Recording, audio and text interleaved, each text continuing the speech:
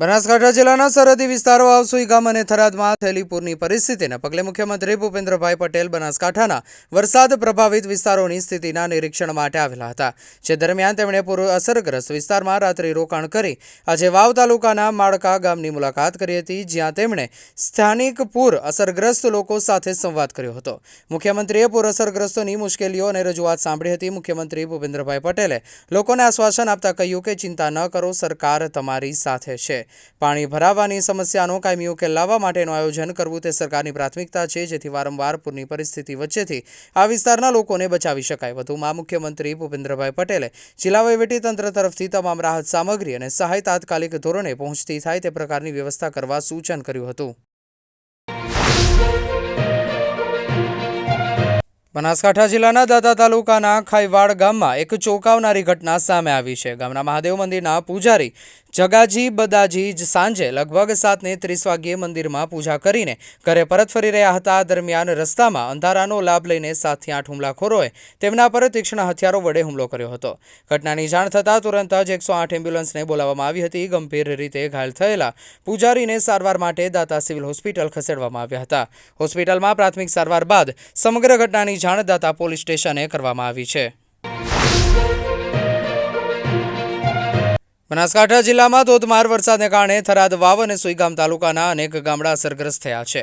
વરસાદ બંધ થયાને 5 દિવસ થયા હોવા છતાં હજુ પણ અનેક ગામડામાં જળબંબાકારની સ્થિતિ છે। આ વચ્ચે આજે બનાસકાંઠાના સાંસદ ગેનીબેન ઠાકોરે વાવ તાલુકાના મોરીખા ગામની મુલાકાત લીધી હતી। આખું ગામ જળબંબાકાર હોવાથી સાંસદ 5 ફૂટ ઊંડા પાણીમાં ઉતરીને પરિસ્થિતિનો તાગ મેળવ્યો હતો। સીએમ અને સાંસદ બંને અસરગ્રસ્ત વિસ્તારની મુલાકાતે 5 દિવસ અગાઉ પડેલા 16 ઇંચથી વધુ વરસાદને કારણે 3 તાલુકાના અનેક ગામડામાં હજુ જઈ શકાય એવી પરિસ્થિતિ નથી।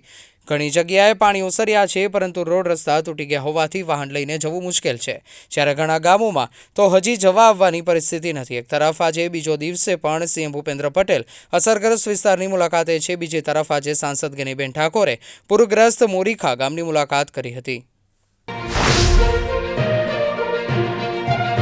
લાખણી આઈટીઆઈ ખાતે જિલ્લા રોજગાર કચેરી પાલનપુર અને આઈટીઆઈ લાખણીના સંયુક્ત ઉપક્રમે રોજગાર ભરતી મેળો યોજાયો। મુન્દ્રા સોલાર પીવી લિમિટેડ કચ્છના પ્રતિનિધિઓની હાજરીમાં યોજાયેલા મેળામાં 170 ઉમેદવારોએ ભાગ લીધો હતો।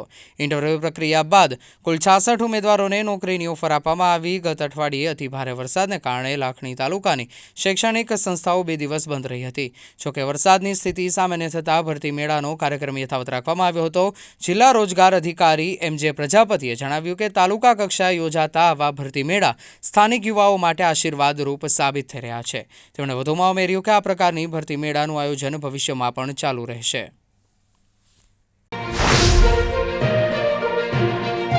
બનાસકાંઠા જિલ્લામાં તાજેતરના ભારે વરસાદ અને પૂરથી અસરગ્રસ્ત સુઈગામ, થરાદ, વાવ તથા ભાભર તાલુકાઓમાં સંભવિત રોગચાળો ન ફેલાય તે માટે આરોગ્ય વિભાગ દ્વારા તાત્કાલિક પગલાં લેવામાં આવ્યા છે। જિલ્લા કલેક્ટર મિહિર પટેલના માર્ગદર્શન હેઠળ આરોગ્ય વિભાગ રાઉન્ડ ધ ક્લોક કામગીરીમાં જોડાઈને અસરગ્રસ્ત વિસ્તારોમાં લોકોને આરોગ્ય વિષયક સેવાઓ તાત્કાલિક અને અસરકારક રીતે ઉપલબ્ધ કરાવી રહ્યું છે।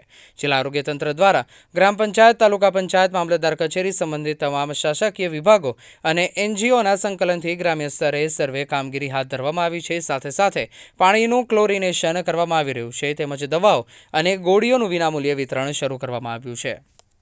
હાલમાં પડેલા વરસાદ સંદર્ભે તમામ અનેક કચેરીઓ, તાલુકા પંચાયત અને મામલતદાર સાહેબની કચેરી, રેવન્યુ કચેરી સાથે અને વિભાગ સાથે સંકલનમાં રહી અમારા તમામ 13 પ્રાથમિક આરોગ્ય કેન્દ્રો, 85 પેટા આરોગ્ય કેન્દ્રો, 2 રેફરલ હોસ્પિટલો અને 1 સબ ડિસ્ટ્રિક્ટ હોસ્પિટલમાં આરોગ્યની તમામ સેવાઓ આપવામાં આવી રહેલી છે। તમામ ગામોનું આરોગ્ય ટીમો દ્વારા male health worker, female health worker, CHO, ASHA બહેનો દ્વારા મુલાકાત લઈ ડસ્ટિંગની કામગીરી કરેલ છે। ગોળીનું વિતરણ કરેલ છે। નાની મોટી તકલીફોનો સારવાર આપેલ છે। હાલના તબક્કે કોઈ તકલીફ જેવું જણાયેલ નથી। આરોગ્ય વિભાગ 24 કલાક ખડે પગે રહી અને આરોગ્યની સેવાઓ આપશે। ગામ લોકોના અને પદાધિકારીઓ, જે તે ગામના સરપંચ, તલાટીના સહયોગથી અને અન્ય એનજીઓના સહયોગથી આરોગ્યની તમામ સેવાઓ સુવિધાપૂર્ણ આપવામાં આવશે।